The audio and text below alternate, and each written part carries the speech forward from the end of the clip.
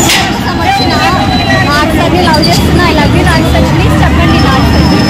And Shivaji గారు వాళ్ళ అబ్బాయి ఉన్నాడు కదా, ఎప్పటి నుంచి చూడంగానే ఫ్లాట్ అయిపోయినా, నేను ఫిదా అయిపోయినా. కొంచెం శివాజీ గారికి కూడా చెప్తే ఒప్పుకుంటే కోడలైపోదాం. చెప్పండి. విన్నర్ అయితే పల్లవి ప్రశాంత్. గట్టిగా చెప్పండి. ఇంకా నాగసార్ని కొంచెం ఇన్ఫార్మ్ చేయండి. నాగసార్ని ఎప్పటి నుంచో పిచ్చి పిచ్చిగా లవ్ చేస్తున్నా నేనైతే.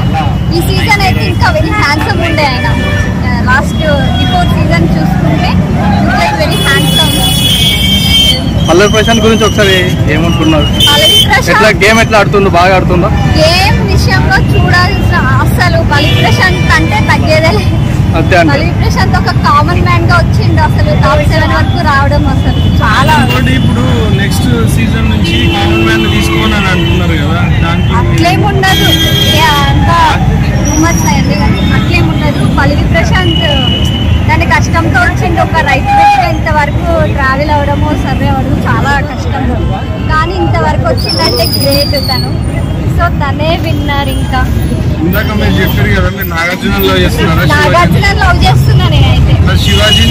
శివాజీ వాళ్ళ అబ్బాయిని పెళ్లి చేసుకుంటారా? ఖచ్చితంగా డెఫినెట్లీ మాట్లాడదాం వచ్చిన తర్వాత శివాజీ సార్. డాక్టర్ గా వచ్చింది కదా, ఆ రోజు ఫిదా అయిపోయినాడు. తన పేరేమైనా ఐడియా? శివాజీకి ఫ్లాట్, వాళ్ళ కొడుకు ఫ్లాటా మీరు? శివాజీ సార్ అమ్మాయి బాగుంది చూసిన ఆయనకి అప్పుడు నాగార్జున సార్కి మీరు ఎప్పుడైనా ప్రపోజ్ చేసిరా? I love you Nag sir, I love you Nag sir. గట్టిగా చెప్పండి, వినబడాలి కదా Nag sir. I love you Nagarjuna sir, I love you Nag sir. ఈ సీజన్ లో చాలా హ్యాండ్సమ్ ఉన్నారు ఆయన అయితే. నాకు చాలా